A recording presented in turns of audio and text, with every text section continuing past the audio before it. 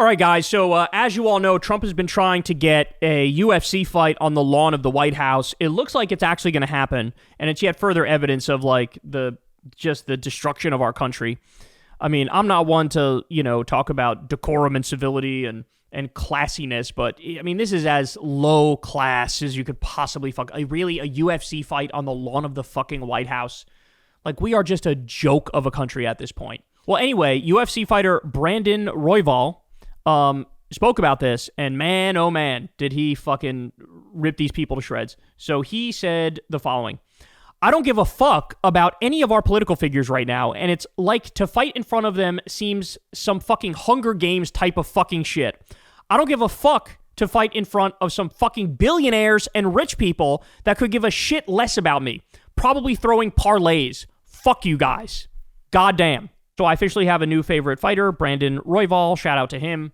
Yeah, thank you. Thank you for acknowledging the sick, disgusting reality of what this country is, what it's become. That is what it is. Trump's going to have a bunch of fucking billionaire Republicans sit there, fucking cheer on as people are getting their jaws broken and their nose broken and they're fucking bleeding all over the place and they're putting their lives in danger. And we have some Hunger Games ass fight right in front of the White House like this is normal. Like this is normal fucking stuff. No, it's unbelievable. And by the way, as you all know, Dana White, the guy who runs the UFC, he's very, very, very conservative. He's a big Trump guy. He just came out the other day and was like, I'm not even really that fucking political, bro. These people are a joke. These people are a joke. But, I mean, it's a shame, too, because I'm sure there's some liberals and lefties out there that like MMA, but they leave you no choice because they've turned it into this massive right-wing project. Like, it is just a right-wing project. And Trump has tried to snuggle up. By the way, evidence that MAGA is falling apart, Trump, for the first time in a long time, years, I think, he didn't go to the UFC event in New York. There's a big UFC event that either happened or is going to happen very shortly in New York, and he's not going. And, people are pointing out it's because he's hiding the Epstein files. It's because there's a massive fracturing of the base going on right now. People who normally were defenders of his are now turning on him rapidly. You got this rise of Fuentes, who's fucking, firing at Trump relentlessly and, sort of bringing some of the MAGA base with him. And it's all fucking exploding. It's all exploding. It's all crumbling right in front of his face. So I think he's afraid now of booze. He went to, what was it? He went to some NFL game, I think, and just got, it was a Commanders game, and he just got booed relentlessly. And, with UFC, that's the one place that really, talk about a safe space, it's the one place that I'm sure the demographics of it do lean very, very right wing of the people who are fans of UFC. But I don't know, man, when you have the economy is struggling, inflation's going up, unemployment's going up, the fucking AI bubble's about to burst, people's jobs are being fucking taken.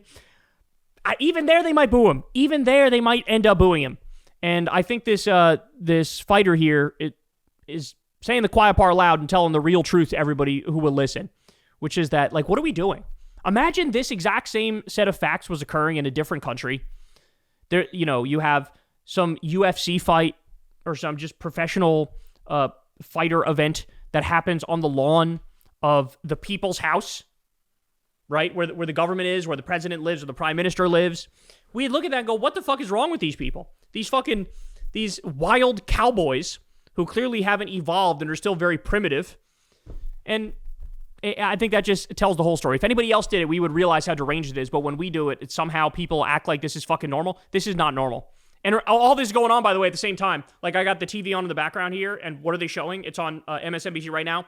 They're showing there were 21 attacks, terror attacks, murders from the Trump regime against 83 people were killed, 21 boats, or 22 boats, 21 attacks, 83 people killed in these random attacks on fishermen off the coast of Venezuela in the Caribbean, and now in the Pacific, too, they're attacking. I mean, like, what is this? What is this? We're going to get to a story on this, I believe, tomorrow, but you have people in the military who are being given orders to do X, Y, and Z, and they're going, what? And they're asking outside legal advice, saying, hold on, am I going to go to prison if I do this? Because they know what Trump and Hegseth are asking them to do are wildly illegal. They're literally murdering fishermen on a daily basis with no evidence whatsoever of any wrongdoing. Yes, these are international crimes. That's what they are. They are war crimes.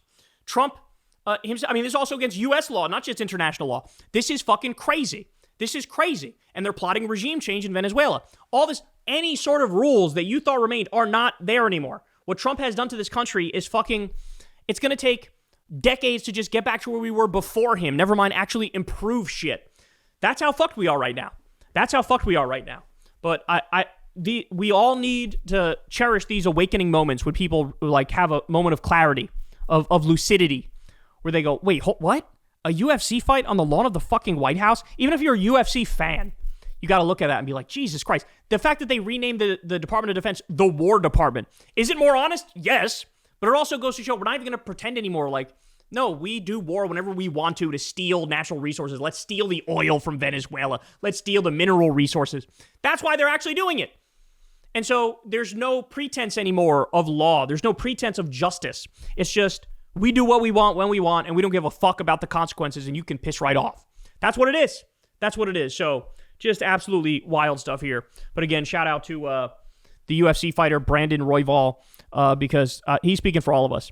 These billionaires don't give a fuck about you. Trump does not give a fuck about you. The lawn on the White House is all for the spectacle of it, the optics of it, the theatrics of it. But in reality, it's the old idea of like, if you give them bread in circuses, they won't revolt. But guess what? He already cut off the bread. He cut off the bread. He already cut 94 million pounds of food aid that was going to food banks, and he cut the food stamps illegally. So he's not giving the bread. All that's left is the theater shit. All that's left is the circus shit. And he's trying to do that, but this guy's onto it, and he's saying, I'm not fucking fighting in that scenario. I know what you're doing. I see what you're doing. There's a distraction from your destruction of the country, and you think this will keep everybody in line. Well, guess what? There's a revolt happening now, and it's going to continue. Hey, y'all, do me a favor and like and subscribe. It helps out big time in the algorithm. Click the bell as well for notifications when videos drop, and watch that video on screen right now. You know you want to.